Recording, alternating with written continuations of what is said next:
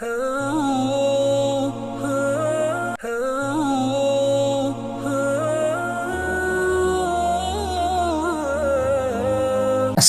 அலைக்கும் வரஹ்மத்துல்லாஹி வபரகாத்துஹு. அன்பார்ந்த பிரேட்டிவினியர்களே, வாராந்த மனாபுல் இஸ்லாம் நிகழ்ச்சியோடு உங்களை சந்திப்பதிலே பெரும் மகிழ்ச்சி அடைகிறேன். அந்த வகையிலே 3 ஹரம் ஷரீஃப்களிலே முதலாவது மக்கா முக்கர்ரமாவில் நடந்த ஹுத்பா, அந்த ஹுத்பாவை ஷேக் யாசிர் தோசரி ஹஃபிதுல்லாஹ் அவர்கள் நிகழ்த்தியிருந்தார்கள்.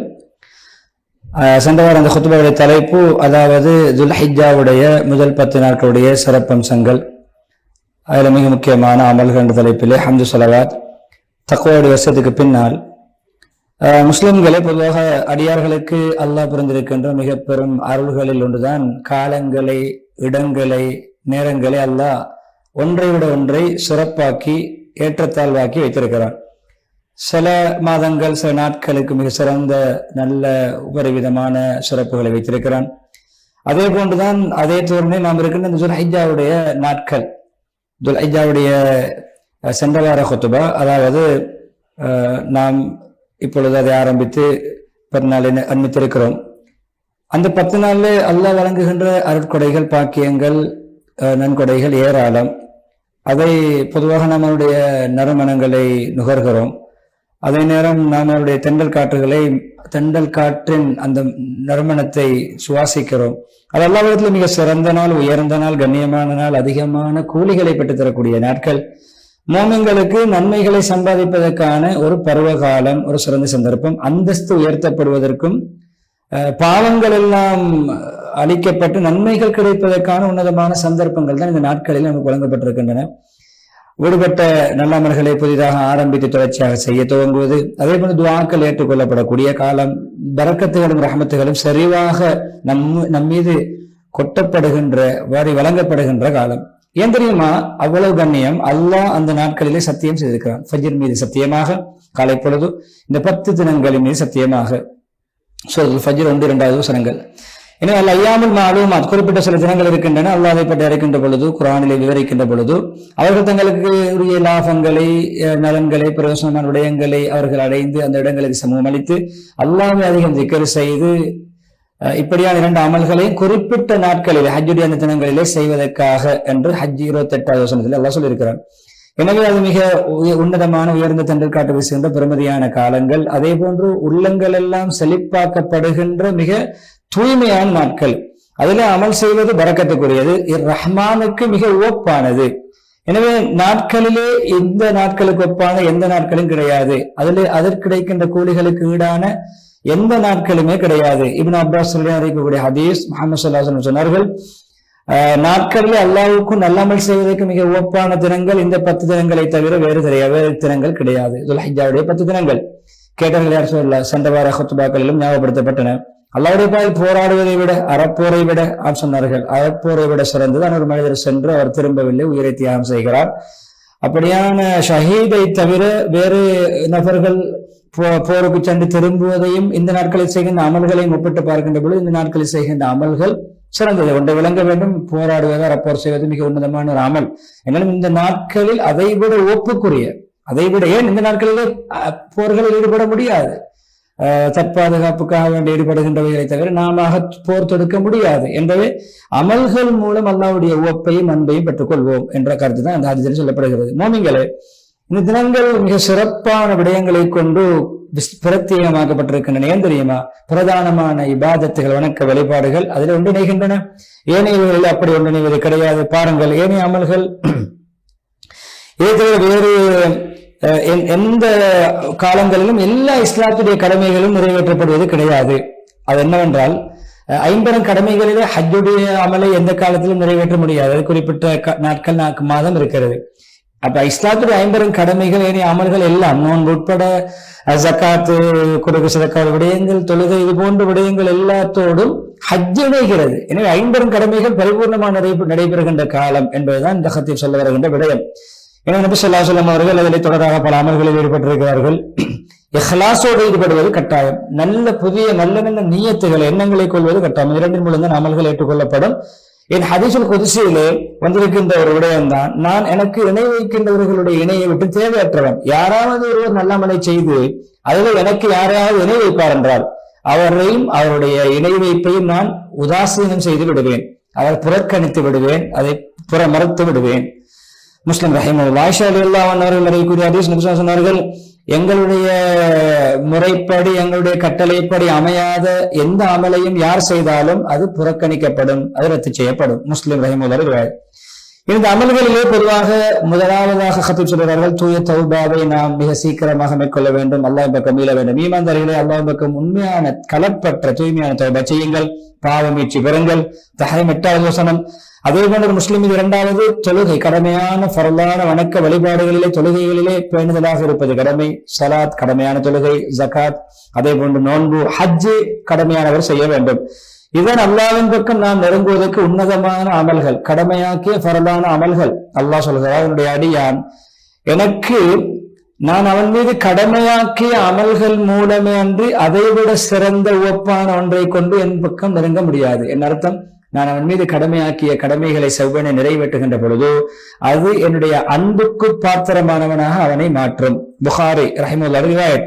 அதேபோல் நல்லமல்கள், மிக உன்னதமான அமல்கள், பரிசுத்தமான ரப்பிடத்திலே பேரரசனிடத்திலே மிக உன்னதமான அமல்களில் உள்ளதுதான், முதன்மையானதுதான் இந்த காலங்களிலே அல்லாஹ்வுடைய காபாவை ஹஜ் செய்வது. அதே போன்று நாம் 5வது கடமையான அந்த ஹஜ்ஜை நிறைவேற்றுவது.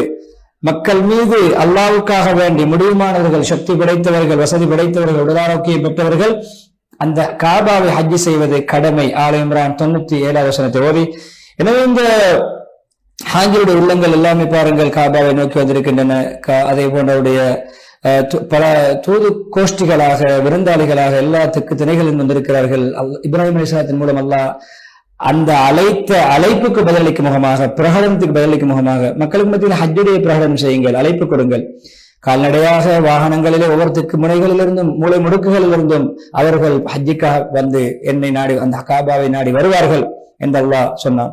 எனவே ஹஜ் 27வது வசனம். அல்லாஹ் சுப்ஹானஹு வ தஆலா தன்னுடைய விருந்தாளிகளான ஹாஜிகளுக்கு பல பெரும் பிரமாண்டமான நன்மைகளை, மகத்தான கூலிகளை வாக்களித்திருக்கிறான்.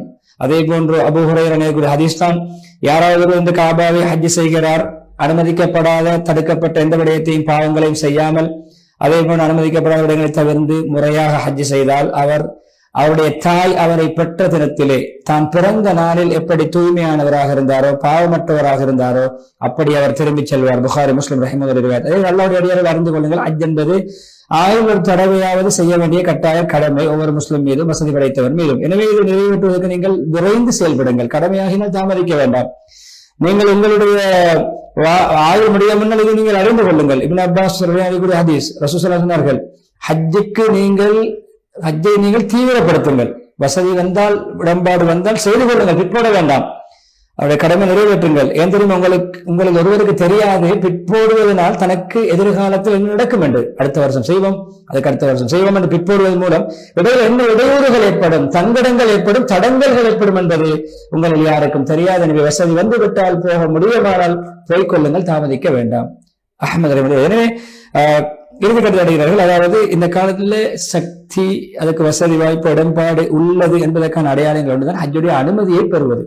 இந்த சவுதி அரசாங்கத்துடைய அனுமதி இல்லாதவர்கள் ஹஜ்ஜுக்கு வராமல் இருப்பது, குறிப்பிட்ட அதற்கு விசேஷமான பிரத்யேகமான குழுவின் மூலம் அனுமதி கிடைத்தவர்கள் தான் வர வேண்டும் என்று போன ஹத்தி பண்ண கொடுத்தால் நெரிசல்களை தவிர்ப்பதற்கு, மக்கள் இடைவெளி தவிர்ப்பதற்கு. எனவே இதற்கு மாற்றமானவர்கள் ஹஜ்ஜை செய்ய எத்தனிப்பவர்கள் தனக்கு அனுமதிக்கப்படாத ஒரு ஹஜ்ஜை செய்வது போன்றுதான் அந்த கருத்திலே சொல்லிவிட்டு ஷரீஅத்தும் அதை விரும்பாது. தலைமைத்துவர்களை கட்டுப்பட வேண்டும், சிரமங்களுக்கு தடையாக இருக்க வேண்டும், நலவுகளுக்கு உசாத்தனையாக இருக்க வேண்டும். முஸ்லிம்களை பொதுவாக இந்த காலங்களிலே பொதுவான இஸ்லாத்துடைய பெரும் இபாதத்துகளில் ஒன்றாக கணிக்கப்படுவதுதான் 9 தினங்கள் பிறை கண்டதிலிருந்து. நாம் நமது நாட்டிலே சனிக்கிழமை துல் ஹஜ்ஜாவுடைய முதல் நாளை ஆரம்பித்தோம், அவர்கள் சென்ற வெள்ளிக்கிழமை ஆரம்பித்தார்கள். எனவே அந்த முதல் 9 தினங்களும் பெருநாளைக்கு முந்தைய தினம் வரைக்கும், அரபா தினம் வரைக்கும் நாங்கள் நோன்பு நோட்பது. அதிலும் குறிப்பாக ஏனைய 8 தினங்கள் நோட்காவிட்டாலும் பெருநாளுக்கு முந்தைய துல் ஹஜ்ஜா 9ஆம் நாள் அரஃபாவுடைய நாள் நோன்பு நோட்பது. கத்தாதா ரலியல்லாஹு அறிவிக்காக நபி ஸல்லல்லாஹு அலைஹி வஸல்லம் சொன்னார்கள், அரஃபாவுடைய நாள் நோக்கப்படுகிற நோன்பு நான் அல்லாஹ்விடத்தில் ஆதரவு வைக்க நன்மை எதிர்பார்க்கிறேன். அதனுடைய முன் வருடம், அதுக்கு அடுத்து வரக்கூடிய பின் வருடம், 2 வருடங்களுடைய பாவங்கள் மன்னிக்கப்படும் என்பதாக முஸ்லிம்களுடைய. அதே நேரம் இந்த 10 தினங்களிலே நாங்கள் செய்ய வேண்டிய அமல்களில் ஒன்றாக ஷரியத்திலே காட்டப்பட்டதுதான் அதிகமாக லா இலாஹ இல்லல்லாஹ், சுப்ஹானல்லாஹ், அல்லாஹு அக்பர், அல்ஹம்துலில்லாஹ் என்ற திக்ர்களை அதிகமாக செய்வது. இப்னு உமர் அறிவிக்கிறார்கள், சொன்னார்கள், அல்லாஹ்விடத்திலே மிக மகத்துவமான, அல்லாஹ்வுக்கு நல்லமல் செய்வதற்கு மிக உவப்பான தினங்கள் இந்த 10 தினங்களை விட வேறு தினங்கள் கிடையாது. எனவே அதிலே நீங்கள் அதிகமாக லா இலாஹ இல்லல்லாஹ், அல்லாஹு அக்பர், அல்ஹம்துலில்லாஹ், சுப்ஹானல்லாஹ், ரிவாயத் வந்திருக்கு சுப்ஹானல்லாஹ், சுப்ஹானல்லாஹ், அல்ஹம்துலில்லாஹ், வலா இலாஹ இல்லல்லாஹ், அல்லாஹு அக்பர் என்ற தஸ்பீஹாத்துகளை, திக்ருகளை அதிகம் நீங்கள் மொழிந்து கொண்டே இருங்கள். அஹ்மது. எனவே பரக்கத்தான நாட்கள், நலவுகள் நிறைந்த நாட்கள், நலவுகளை கொண்டு செழிப்பாக்கும் நாட்கள். எனவே மதிப்பை உணர்ந்து நடக்க வேண்டும். அதனுடைய அடையாள சின்னங்களை நாங்கள் மதித்து நடக்க வேண்டும். யார் அல்லாஹ்வுடைய அடையாள சின்னங்களை, அல்லாஹ் மதித்த அடையாள சின்னங்களை மதித்து நடப்பார்களோ அது உள்ளத்தில் தக்வா இருப்பதற்கான அடையாளம் என்ற அந்த ஹஜ்ஜுடைய 32வது பரக்கத்தை துஆ செய்து இஸ்திக்ஃபார் செய்து மருத்துவ இஸ்திக்ஃபார் செய்து முதலாவது ஹுத்பா முடித்துவிட்டு இரண்டாவது ஹுத்பாவை ஹம்து ஸலவாத் தக்வாவுடைய வசதிக்கு பின்னால்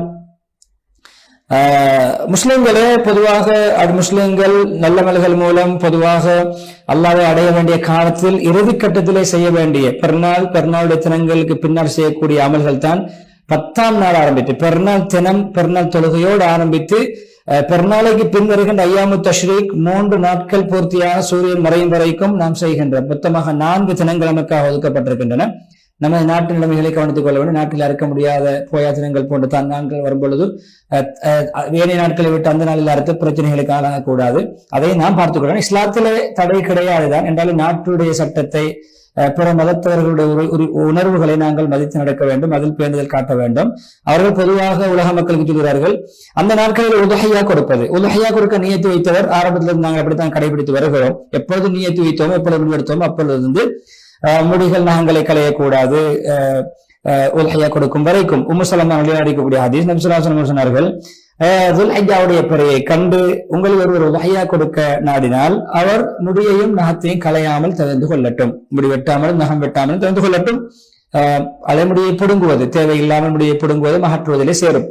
முஸ்லிம் ரஹிமஹுல்லாஹுடைய ரிவாயத்தினவே அல்லாஹ் ரஹ்மத் இஸ்லாத்துல் ஒழுக்கங்களை பேணிக் கொள்ளுங்கள், உயர்ந்த நல்ல குணங்களை பேணிக் கொள்ளுங்கள், உண்மையை தௌபா செய்யுங்கள், கடந்த காலத்தை திருந்துங்கள், அதே நேரம் ஏனைய காலங்கள் நல்லமல்களை நீங்கள் அதிகமாக செய்து கொள்ளுங்கள், நீங்கள் அடைந்து கொள்ளுங்கள். உண்மையிலே அல்லாஹ்விடத்திலே பொதுவாக இபாதத் இருக்கிறது.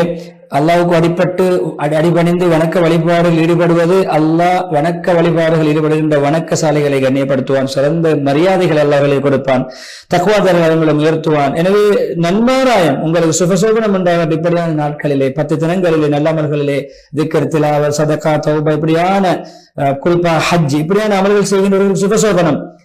முயற்சித்து பாடுபட்டு சிரமப்பட்ட அமல்களை செய்கின்றவர்களுக்கு நன்மாராயம் ஏன் தெரியுமா? பெரும் மகத்தான கூலிகளை அதன் மூலம் அடைய முடியும். எனவே முயற்சி செய்யுங்கள், தியாகம் செய்து தியாக மனப்பான்மையோடு நல்லமல்களிலே ஈடுபடுங்கள். கொஞ்ச காலம்தான் எங்கி இருக்கின்றன, 1-2 தினங்கள். எனவே நீங்கள் அதிலே நல்லமல்களில் ஈடுபடுங்கள், அதனுடைய கூலி உங்களுக்கு மகத்தாக எங்கி இருக்கும் என்று சொல்லி இறுதி கட்டத்திலே காபத்துல்லாவை ஹஜ் செய்ய வந்திருக்கின்ற ஹாஜிகளே, நீங்கள் உண்மையிலே புனித ஸ்தலத்தை வந்து அடைந்திருக்கிறீர்கள். உங்களுக்கு அல்ல வழிவகைகளை பிரயாணங்களை லேசாக்கி தந்திருக்கிறார். நீங்கள் அல்லாஹ்வுடைய ஞாபகத்தை நன்றி செலுத்துங்கள். அதே நேரம் நீங்கள் அல்லாஹ்வுக்கு மென்மேலும் நன்றிகளை செலுத்திக் கொண்டே இருங்கள். பாதுகாப்பாக, நிம்மதியாக, அபயமாக, பயமற்ற நிலைமையை வந்து சேர்ந்திருக்கிறீர்கள். மிக பாதுகாப்பான சூழல் இருக்கிறீர்கள். அதன் நல்ல வழிகளை, இலகுவான பாதைகள், நல்ல ஃபெசிலிட்டிஸ்களை, அதாவது நல்ல சொகுசான சௌகரியமான நிலைமைகளை சவுதி அரசாங்கம் மூலம் அல்லாஹ் உங்களுக்கு ஏற்பாடு செய்திருக்கிறான். பல முயற்சிகள், பல தியாகங்கள், பலருடைய அர்ப்பணிப்புகள். சவுதி அரசாங்கத்தை உங்களுடைய துஆக்களில் மறக்க வேண்டாம். நன்றி மனப்பான் நடந்து கொள்ளுங்கள்.